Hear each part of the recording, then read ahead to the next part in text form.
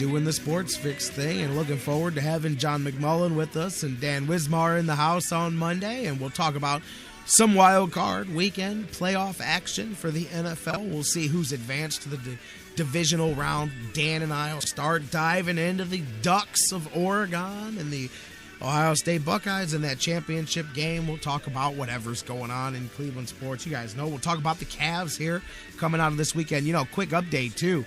While the Cavs are saying that Kevin Love and Sean Marion are going to go tonight, looking at the post-game audio, or excuse me, post-practice audio here, shoot-around audio from this morning, maybe not so much with Kevin Love because his exact words were that he's going to give it a try and that he's feeling better. So, I don't know. Last game, remember, he came out with the spasms there. Was it like third quarter or whatnot? So, don't hold your breath that Kevin Love's able to go. He's going to go. He's going to start because it's all hands on deck. But we'll see if he's able to tough it out and play through the game or not. You need it because the Cavaliers, as I said, it's emergency mode. You're going to be down LeBron James for the next couple of weeks. And I've got to tell you, I think this is, I'm not even going to go in the LeBron James direction as far as that right now. Although I do want to clarify something. You know, we talked about it a bit earlier this week. Let me make this clear. I don't think at all, I said this from a business standpoint, LeBron James damages his brand by coming and going back to Cleveland. I don't think that he is doing what he's doing to leave Cleveland or anything like that.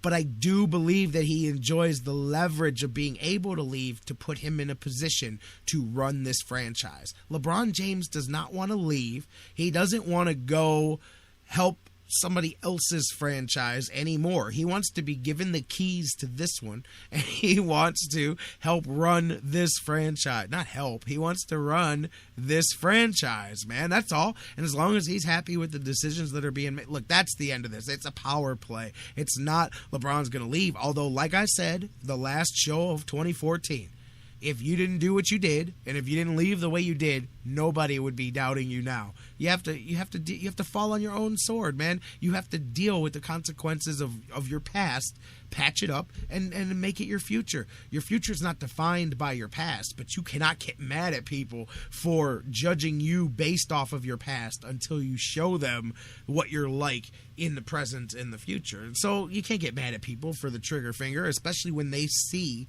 the things that are going on. Now, that's why I say these next 2 weeks could be quite interesting, actually, because LeBron James will not be out on the floor. He will not be a part of the equation. Other guys will have to step up. Other guys will have to play. And I go back to that game with the Hawks the other day when LeBron didn't play on his birthday. They lost, but it was a gritty effort by that group of guys. They were shorthanded, and they played as a team. You saw defense, you saw hustle, you saw effort from a lot of guys that don't normally play together out there. And that's what I'm going to be interested to see. I want to see if there's a different spark in this team. And listen, this is not the whole LeBron is evil. I'm talking about a spark as far as, is there some chemistry issues, as we know there are.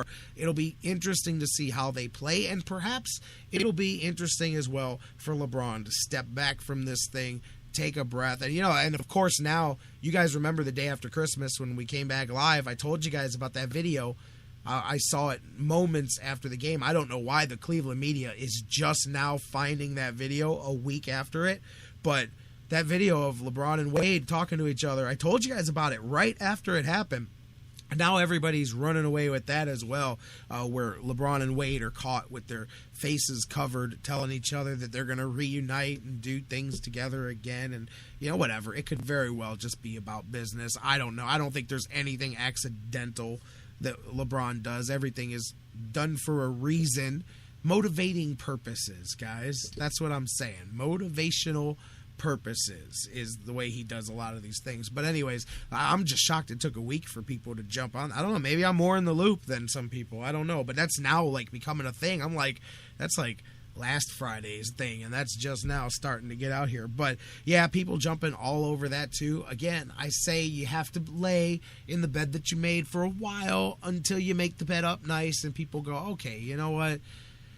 he's not going anywhere. But you can't expect that not to happen 6 weeks in. You can't get out of here. That's just wanting your cake and wanting to eat it too. The problem is that he is allowed to have his cake and eat it too. So that's this whole thing is about. But perhaps a step back here will be good for everybody. And if nothing else, guys are going to have to step up, and perhaps we'll find a guy or two that has not been a part of David Blatt's rotation that shows something here that they can be a part of things going forward. But if I'm the front office, I am definitely looking at all my options right now. I don't even know what my options are, because you now, on top of everything else, have the specter of LeBron James and the mileage that he brings with him, all 41,000 minutes at the age of 30 or whatever it is. And I will say this, as much as I jokingly get on him about only being 30 years old, I saw a stat, and this is in LeBron's credit, about,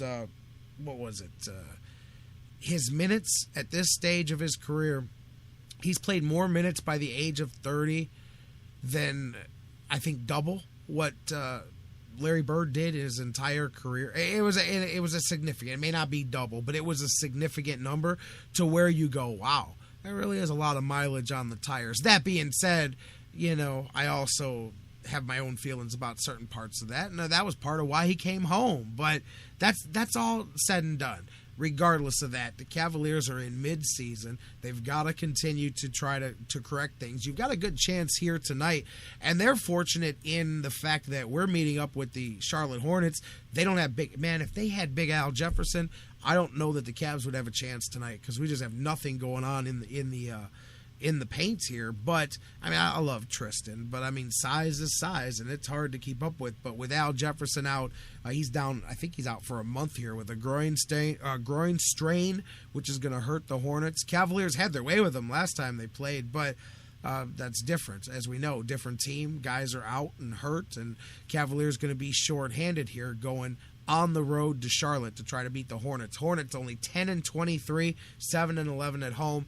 Cavs 18-14 now on the season after struggling those last few games. So we'll see what happens tonight with the Cavs. They start to turn the corner. Again, if nothing else, this is a grouping of guys that are going to play together, and perhaps you start to find some things out about your team outside of LeBron James. And I'd be curious to see what they get out of Kevin Love, because the last thing you need is to have the wheels off of that more. Obviously, Kyrie Irving will take more of the point guard duties back, and he'll also take some of the scoring.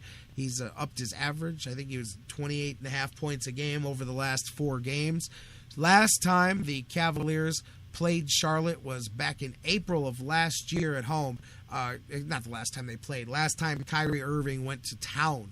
44 points he scored, but that wasn't a loss. As we know, Kyrie, a lot of his high-point games tend to be not well for the Cavs in the win-loss column. We'll see if that trend plays itself out here, because he's going to have to. He's going to have to step up big.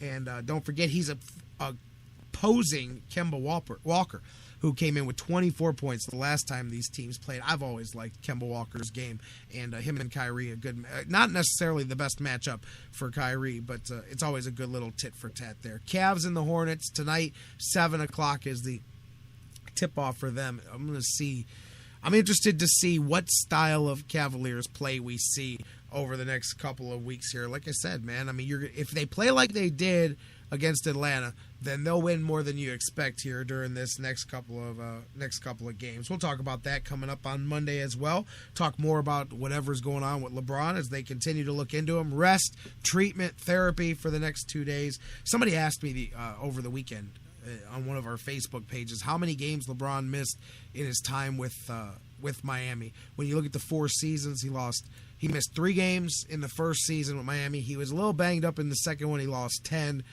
He missed 6 games in season 3 and 5 games in season 4. So it was 24 games total in 4 years that he's missed. The possibility here with this next 2 weeks that he could be up around 10 games missed in the early part of this season.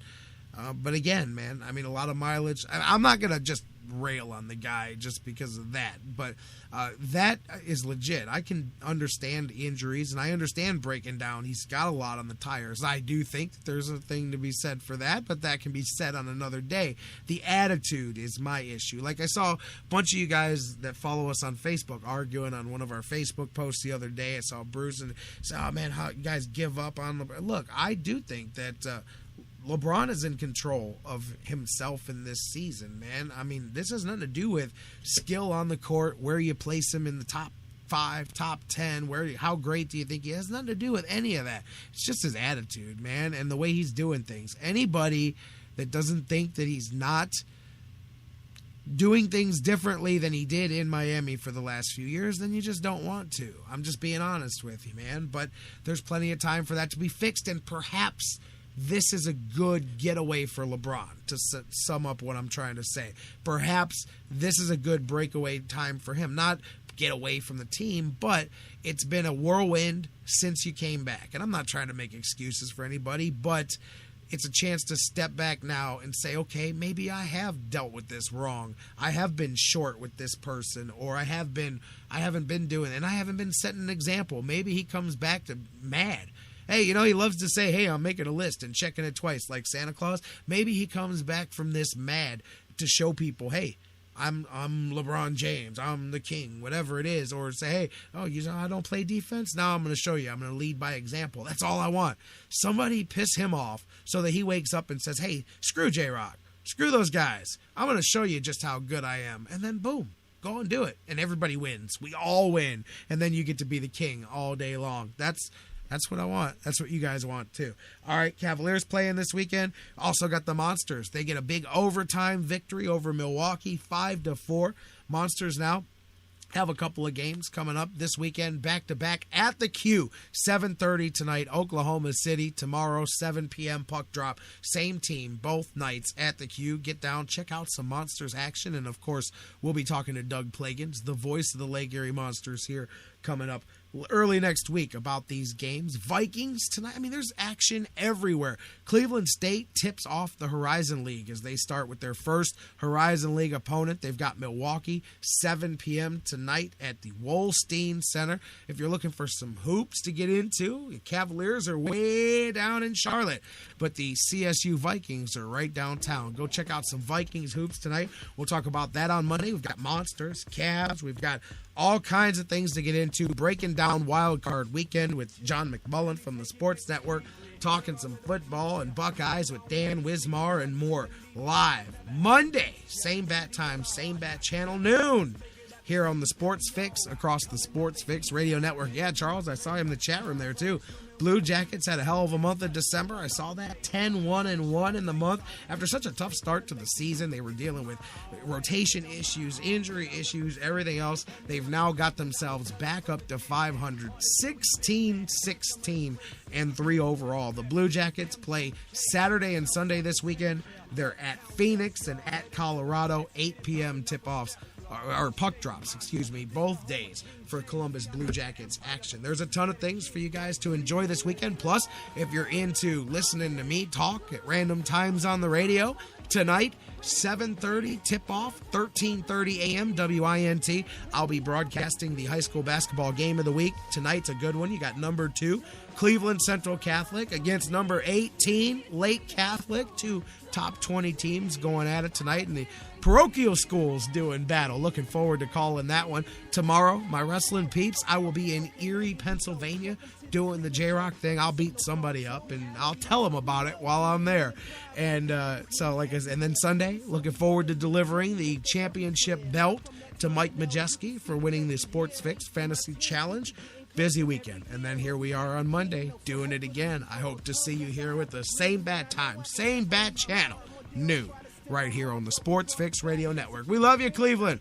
We'll see you Monday right here on the Sports Fix. House District, Euclid Corridor, and all the flat. You know that I'm a Tribes fan, and I love sliming. Crockett Park's the perfect place for me to spend some time in. Baby, this is Cleveland. It is so much more to us. You can even go to Severance Hall to see an orchestra. In Cleveland,